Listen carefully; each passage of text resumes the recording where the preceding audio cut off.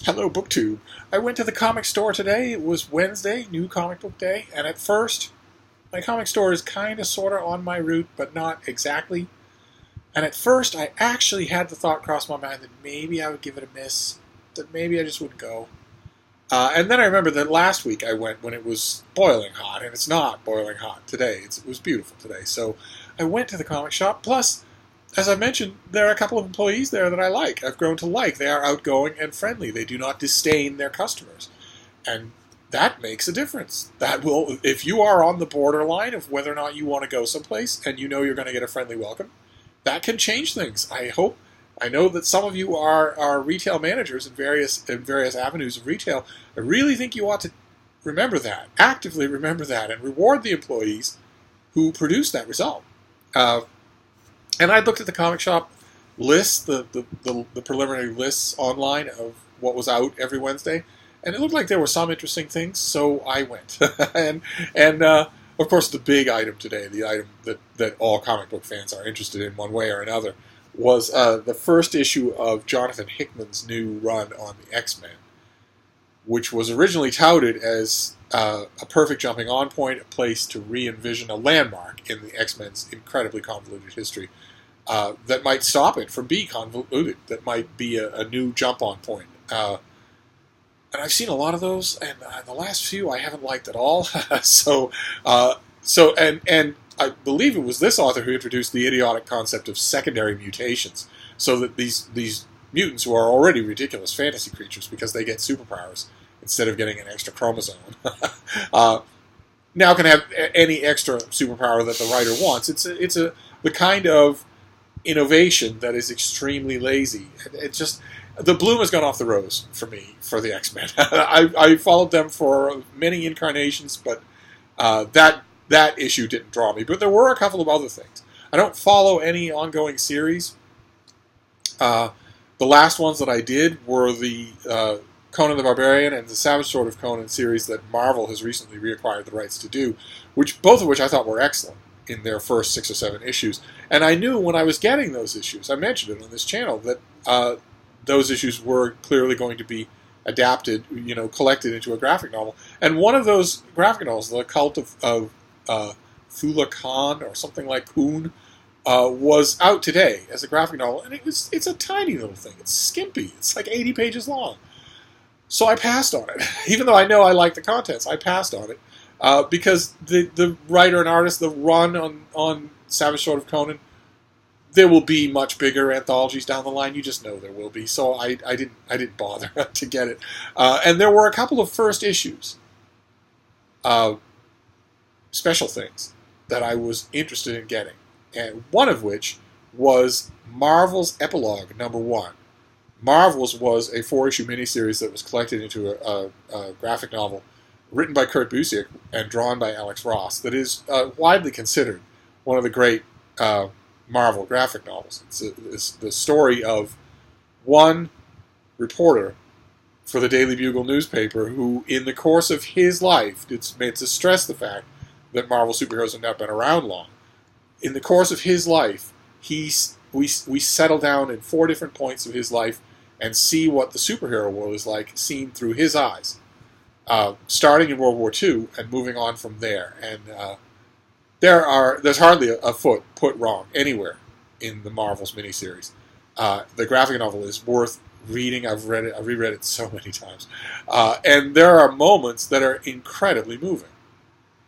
And somehow it slipped beneath my radar that Marvel had somehow convinced Kurt Busiek and Alex Ross to team up again to do a 1-issue epilogue set during that reporter's retirement later on in Marvel history, but along the same lines as the Marvel's way of storytelling. I was very much interested in seeing that, and seeing why on earth it would happen now, and why it would be limited to 1 issue, and why Busiek and Ross ended the story right at the beginning of the raucous, weird 70s of Marvel Comics. They could easily have continued the story for 4 more issues. I don't know if Marvel's Epilogue #1 is meant to be that continuation. I think if it were, it probably would be called Epilogue. But it doesn't matter anyway, because my comic shop, for some inconceivable reason, despite the fact that Marvel's epilogue is written by Kurt Busiek and drawn by Alex Ross with an Alex Ross cover. In other words, the exact creative team that did Marvel's. Despite that fact, they only ordered 5 copies and quickly sold out of them, as well they could have expected. If you were told, well, I don't know what modern day comic fans would think, but if you were told that next week's solicitation, the issue of next week's Fantastic Four, would be written by a guy named Stan Lee and drawn by Jack Kirby, I think as a comic shop you would order more than 5 copies. Anyway, but there was another number one, an odd thing that was there, and that I did get, even though I don't know how many issues it's going to be. I'm guessing from the pacing involved here that it's going to be 3. But it could be 4. And this is the history of the Marvel Universe. This is number 1, the history of the Marvel Universe, where Marvel fans will see precious little that they recognize. They'll see a very tiny Wolverine there. They'll see the Watcher, the Silver Surfer, and Galactus. And this is written by Mark Waid and drawn in a style with a detail that's deceptively good. It took me a while studying panels to see what this artist was doing and how well he was doing it. The artist's name is Javier Rodriguez, and the book is exactly what it purports to be. It tells, in a series of panorama pages, the history of the Marvel Universe. This first issue is primordial history, so here we get the very earliest beginnings of things, the beginning of the giant cosmic entities like eternity. We get the birth of Asgard and the birth of Thor thousands of years later. But we don't get any real Marvel superheroes in this issue. They don't, of course, famously show up until World War II. The closest that we come is actually the only artistic misstep on Javier Rodriguez's part. And it's an egregious one. I don't even know what explains it. It took me a long time to realize what I was even seeing. It's a panel that is meant to show Marvel's Western heroes. For a long time, Stan Lee was a big fan of Westerns and loved to write them. And Jack Kirby actually loved to draw them and did a really good job on them. And forever and ever, they and a bunch of other writers came up with a whole bunch of Western heroes: the Two-Gun Kid, the Apache Kid, the Ghost Rider, Kid Colt, and the Rawhide Kid, who was my favorite in that era. And Javier Rodriguez draws one panel that is meant to synopsize that era, and this is the panel. So there are some of the outlaw heroes that I mentioned, and this is the Rawhide Kid. And he has a blissful look on his face, and his hat is on his head, but he looks like he is being thrown through a plate of glass. Is that what's happening there? And would you look like that if you were being thrown through a plate of glass? It's just a bizarrely inhuman panel. I don't even know what explains it. I don't know what. That was the weirdest misstep in terms of artwork. And then in terms of writing, there were 2 things that gave me pause. The first one is a minor thing, and that is the teaser for the next issue. This is the teaser for the next issue.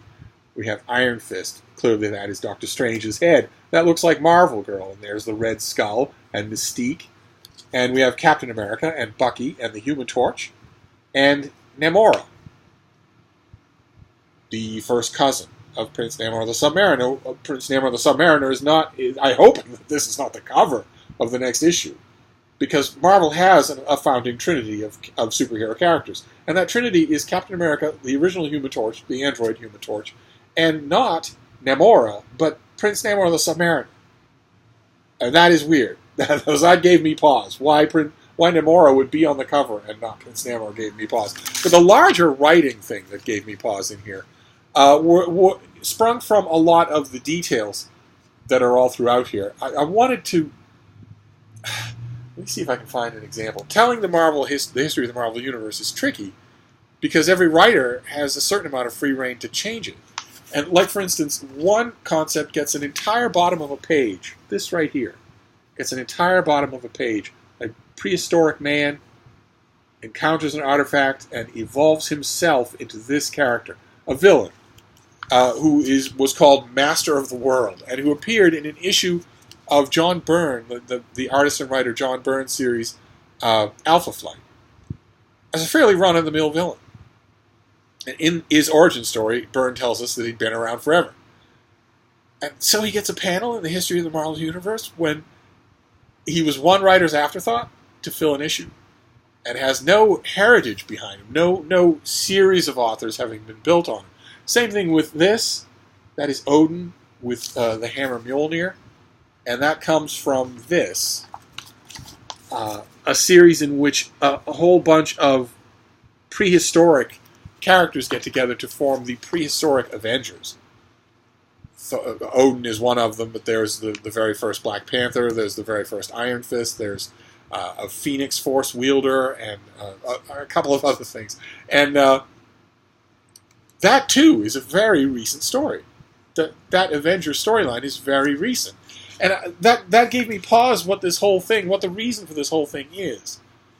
Because this is the history of the Marvel Universe until some phenom British writer decides that he needs a mountain of Coke money and goes to Marvel with a pitch that they can't refuse and says, look, mate, I've got 40,000 readers back home in Old Blighty, and I say that Mr. Fantastic of the Fantastic Four is actually a watcher, and always has been.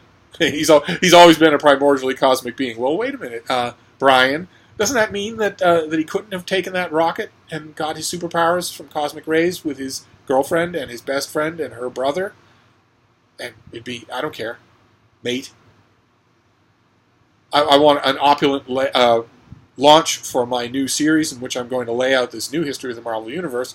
Now, it's true, you're going to get Brian Hitch to draw it, but we're both massive cokeheads, and after 4 issues of a 6-issue commitment, an ironclad 6-issue commitment, 3 lawyers on your side of the room, 3 lawyers on my side of the room, because everybody in the room knows that I haven't finished a project I've started in 25 years, that I'm totally unreliable and ought to be unemployable, and the same thing is true of Hitch. Everybody knows that.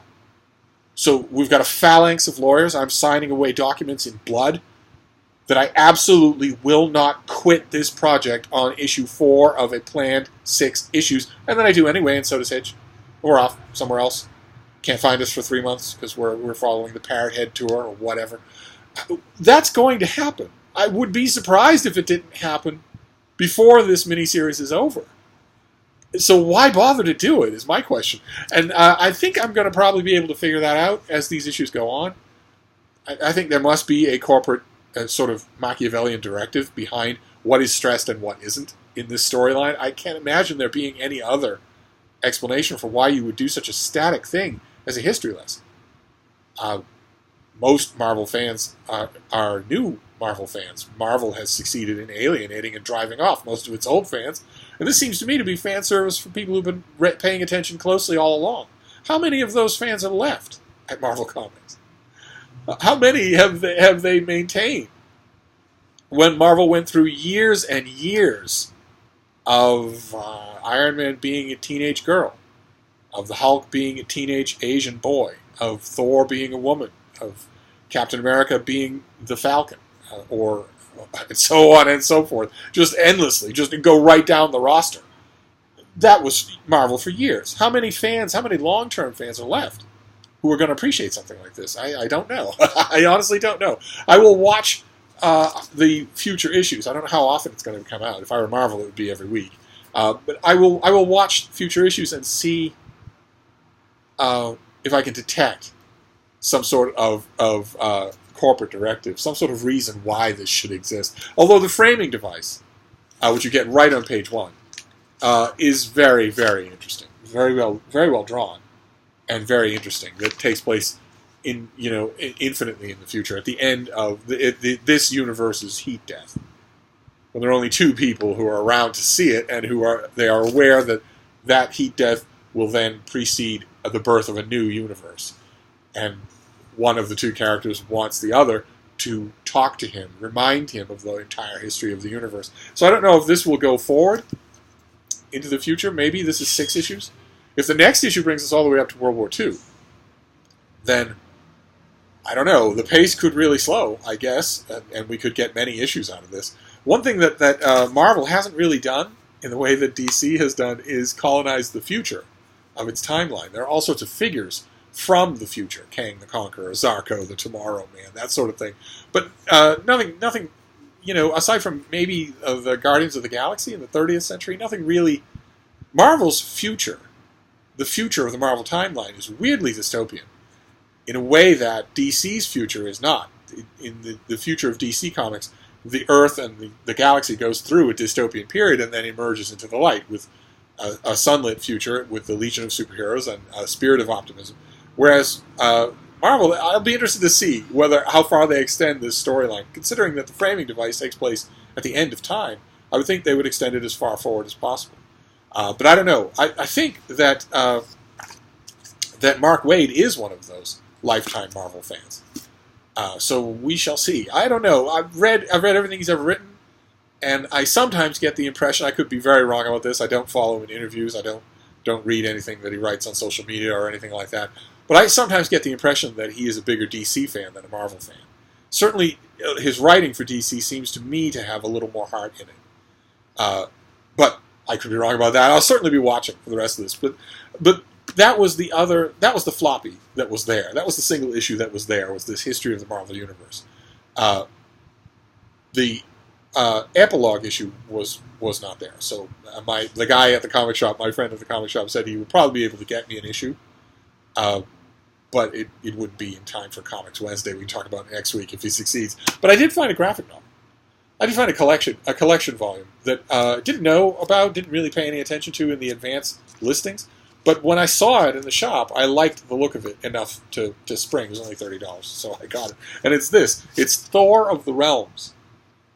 The title being a nod to one of these disastrous Marvel marketing techniques called War of the Realms.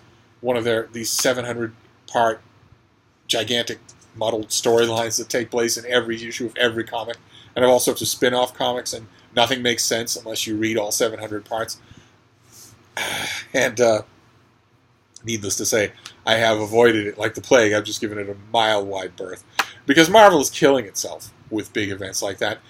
Invariably, when fans are polled or questioned about things they would like Marvel to stop doing, for the last 5 years, inevitably, the vast majority of those fans say the first thing out of their mouth in unison is, no more of these stupid, massive events. Stop doing them. Stop doing them. And Marvel just adamantly does not listen to that. I guess there must be money involved in the hype and in the first issue of the dedicated series. First issues sell well. I guess, maybe there must be, but I am firmly convinced that it is a short-term strategy, a short-sighted strategy. Long-term, faithful fans of Marvel Comics have been telling Marvel Comics for almost a decade now to stop doing things like War of the Realms. Stop doing them. Don't limit them to one a year. Stop them completely. Don't do any more.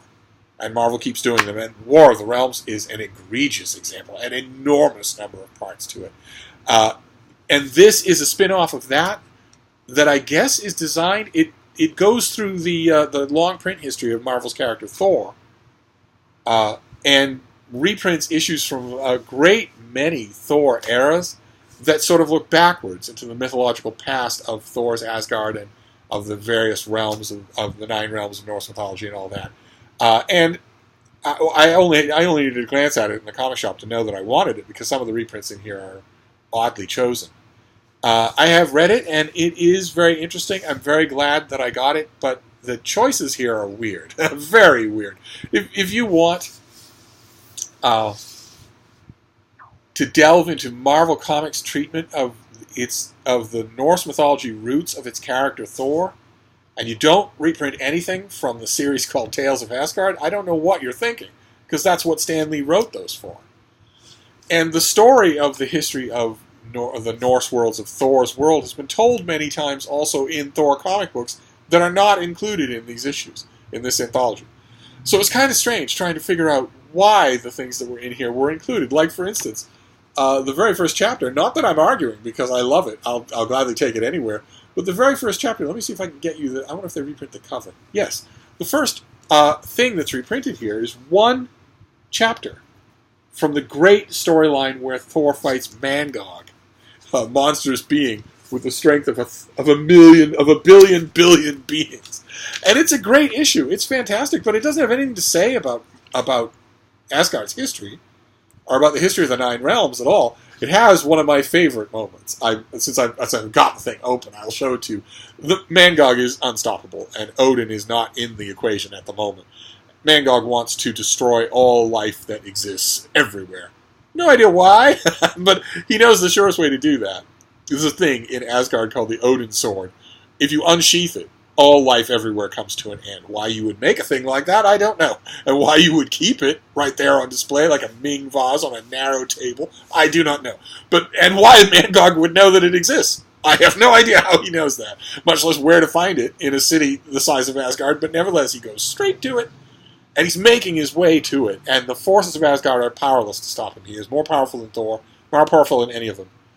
And Thor and the Recorder, an android from the planet Rigel, and the Lady Sif, Thor's beloved, regroup to the chamber that has the Odinsword in it, figuring they will make one last stand, that it's the most they can do. And there's a wonderful moment where they're waiting. They're waiting in front of the sword. See, that is the hilt of the sword. And this is the panel that I'm talking about, which I have loved for 50 years, where Thor says, "The very walls begin to crumble. Art thou frightened, most fair Sif?" And she says, "Whilst I stand with thee, my lord? Nay, whatever befalls, my heart is calm, and ever thine." And then, kaboom! Mangog comes blasting through the wall. He sees it at last. But that moment, that calm before the storm moment, is lovely. Absolutely lovely. And it puts the lie to a few things that I hate modern idiotic comics watchers, not comics fans, comics watchers, idiotically will say now that Stan Lee was a sexist and that he couldn't write. And that Jack Kirby wrote a line like that, which is absolutely hilarious. And that moment is not sexist. Sif is right there at the end, right alongside Thor, when all of his comrades have fallen. All his male comrades have fallen. So I loved seeing it, but I have no idea what it's doing in here. And that is true for a number of other things, too. Like, for instance, this old Jerry Conway story, where Loki invades Earth with a contingent of Asgardian warriors. It's got great John Buscema artwork there. The cover has Loki in short pants. He doesn't wear them in the issue, don't worry. And, you know, Loki has a supernatural advantage, and Thor has to fight him at the side of American soldiers. And the general who is overseeing the whole thing is worried he's going to have to nuke Loki's encampment. And it's great, and it's tense. It's a wonderful two-parter, but it, again, has absolutely nothing to do with the realms. With the realms of Norse mythology, with the realms as they're portrayed in Thor comics. But it's a great glimpse of a great era, and that is true all throughout here. There is a 3-issue series from Walt Simonson with Malekith, who is a main villain in the War of the Realms. And there's also a brief glimpse of the era with Oliver Coipel, which is also the artwork by Oliver Coipel, which is also fantastic. Which deals with Loki and with the Frost Giants, so maybe it's tangentially relevant. But overall, I hate to say it because I just bought it and I did enjoy it, but overall it struck me as a kind of a lazy production. Sort of pulled together almost by, you get the impression, by somebody who doesn't really know what they're looking for. And isn't really that familiar with Thor's back issues, with his mythos. You could have made a volume like this that is a lot better than this, along the exact same theme. And the only reason I can think of why you wouldn't do that is if you didn't know to. Is if you were given the task of putting together a volume like this to cap off War of the Realms, and you didn't really know what to find. Maybe you were given some hasty directions by a put-upon editor, or maybe you did a keyword search or something like that. I don't really know. I don't know what explains this, but it feels a little lazy. Right down to the fact that it reprints an old Thor cover as its cover, instead of anything more interesting than this. Instead of, I mean, in Stan Lee and Jack Kirby, during their run on Thor, their original run on Thor, there were many pin-ups and posters of the Nine Realms. Why not use that? If that's what this is about, if that's what the whole anthology is about, Why have Thor, Balder, and Loki on the cover when you could have something to do with the 9 realms on the cover? Why? Anyway, it confused me. There are many such in-house posters.